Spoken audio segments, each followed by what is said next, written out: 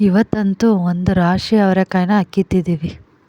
Hi hello, ಇದು ಶುಕ್ರವಾರದ video. So ಪಾಪನ fresh up ಮಾಡಿ ಅವನು ದೇವ್ರ ಮನೆಗೆ ಹೋಗಿ ಪ್ರೇಯರ್ ಮಾಡಿ ಬರೋ ಅಷ್ಟರೊಳಗೆ ತಿಂಡಿ ಕೂಡ ರೆಡಿಯಾಗಿತ್ತು. ಇವತ್ತು ತಿಂಡಿಗೆ ಇಡ್ಲಿ, ಇದ್ಕಿದ ಅವರೆಕಾಳು ಸಾಂಬಾರು ಮತ್ತು ಕಾಯಿ ಚಟ್ನಿ ಮಾಡ್ಕೊಂಡಿದ್ವು. ಸೊ ಅವನ್ನ ರೆಡಿ ಮಾಡಿ ಅವ್ನ ಬಾಕ್ಸ್ಗೆಲ್ಲ ರೆಡಿ ಮಾಡಿ ಅವನಿಗೆ ಕೂಡ ತಿಂಡಿ ತಿನ್ನಿಸಿ ಸ್ಕೂಲಿಗೆ ಕರ್ಕೊಂಡೋಗಿದ್ದಾಯಿತು. ಇವತ್ತು ಅಮ್ಮನ ದೊಡ್ಡ ತಂಗಿ, ಅವ್ರನ್ನೂ ಕೂಡ ಅನ್ನಿ ಅಂತಲೇ ಕರಿತೀನಿ. ಸೊ ನಿಮಗೆ ವಿಡಿಯೋದಲ್ಲಿ ಅರ್ಥ ಆಗಲ್ಲ ಅಂತ ಆಂಟಿ ಅಂತಲೇ ಹೇಳಿ. ಅವರು ತೋಟದಲ್ಲಿ ಅವರೆಕಾಯಿ ಬೆಳೆದಿದ್ದಾರೆ. ಸುಮಾರು ಒಂದು ವಾರದಿಂದ ನಮ್ಮನ್ನು ಬಂದು ಅವರೆಕಾಯಿ ಕಿತ್ಕೊಂಡು ಹೋಗ್ರಿ ಅಂತ ಕರೀತಾಯಿದ್ರು.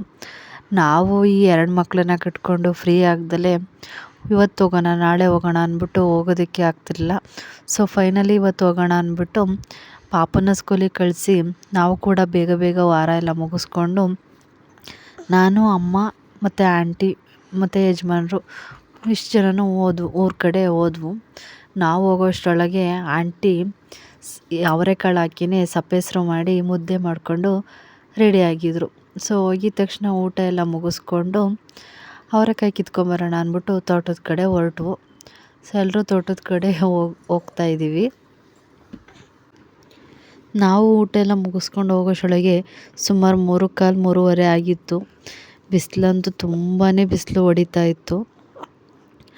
ಆ ಬಿಸಿಲಲ್ಲಿ ನಾವು ಹೋಗಿ ಅವರೆಕಾಯಿ ಕೀಳೋದು ಅಂದರೆ ತುಂಬಾ ಕಷ್ಟ ಆಗಿತ್ತು. ನಾವು ಕೀಳ್ತೀವ, ನಾವು ಹೊರಡೋ ಅಷ್ಟರೊಳಗೆ ಅವರೆಕಾಯಿ ಕಿತ್ಕೊಂಡು ಹೋಗ್ತೀವ ಅಂತ ಅನಿಸಿತ್ತು. ಯಾಕಂದರೆ ನಾವು ಒಂದು 5 ಗಂಟೆಗೆಲ್ಲ ವಾಪಸ್ ಬರಬೇಕಿತ್ತು. ಪಾಪುನ ಇಲ್ಲೇ ಬಿಟ್ಟೋಗಿದ್ದೀವಲ್ಲ, ಅದಕ್ಕೋಸ್ಕರ. ಸೊ ಹೋಗಿದ ತಕ್ಷಣ ಎಲ್ಲರೂ ಅವರೆಕಾಯಿ ಕೀಳೋದಕ್ಕೆ ಸ್ಟಾರ್ಟ್ ಮಾಡ್ಕೊಬಿಟ್ರು. ನಾನು ಸ್ವಲ್ಪ ಹೊತ್ತು ಖುಷಿಮನ ಎತ್ಕೊಂಡಿದ್ದೆ. ಯಜಮಾನ್ರು ಕೂಡ ಅವ್ರ ಜೊತೆ ಸೇರಿಕೊಂಡು ಅವರೆಕಾಯಿ ಕೀಳ್ತಾಯಿದ್ರು. ಅದಾದಮೇಲೆ ಖುಷಿಮನ ಯಜಮಾನ್ರು ಕೊಟ್ಟು ನಾನು ಕೂಡ ಎಲ್ಲರ ಜೊತೆ ಅವರೆಕಾಯಿ ಕೀಳೋದಕ್ಕೆ ಅಂತ ಸ್ಟಾರ್ಟ್ ಮಾಡಿಕೊಂಡೆ. ಎಲ್ಲರೂ ತಮಾಷೆಯಾಗಿ ಮಾತಾಡಿಕೊಂಡು ಅವರೆಕಾಯಿ ಕಿತ್ತಿದ್ದು ಗೊತ್ತೇ ಆಗಲಿಲ್ಲ. ಸೊ ಬಿಸಿಲು ಕೂಡ ತುಂಬಾ ಬಿಸಿಲು ಹೊಡಿತಾ ಇತ್ತು. ಹಾಗೋ ಹೀಗೋ ಎಲ್ಲರೂ ಮಾತಾಡಿಕೊಂಡು ಅವರೆಕಾಯಿ ಕೀಳೋದು ಕೂಡ ಸ್ಟಾರ್ಟ್ ಮಾಡಿಕೊಂಡ್ವು. ಹಾಗೆ ಯಜಮಾನ್ರು ಖುಷಿಮನ ಆಟಾಡಿಸ್ತಾ ಮಣ್ಣಲ್ಲಿ ಕೂಡ ಬಿಟ್ಬಿಟ್ಟಿದ್ದಾರೆ. ಏನು ಚೆನ್ನಾಗಿ ಆರಾಮಾಗಿ ಆಟಾಡ್ಕೊಂಡಿದ್ದಾನೆ ನೋಡಿ. ಯಾರೂ ಹೇಳೋರಿಲ್ಲ ಕೇಳೋರಿಲ್ಲ, ಅವನದೇ ಪ್ರಪಂಚ. ಸೊ ಅವನು ಮಣ್ಣೆಲ್ಲ ರುಬ್ಕೊಂಡು ಆಟ ಆಡ್ಕೊಂಡು ಕುಂತಿದ್ದ. ಸ್ವಲ್ಪ ಹೊತ್ತು ನಾನು ಕೂಡ ಅವ್ರ ಜೊತೆ ಎಲ್ಲ ಅವರೆಕಾಯಿ ಕಿತ್ತೆ.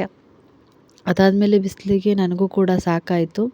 ಖುಷಿಮ ಕೂಡ ಅಳ್ತಾ ಇದ್ದ.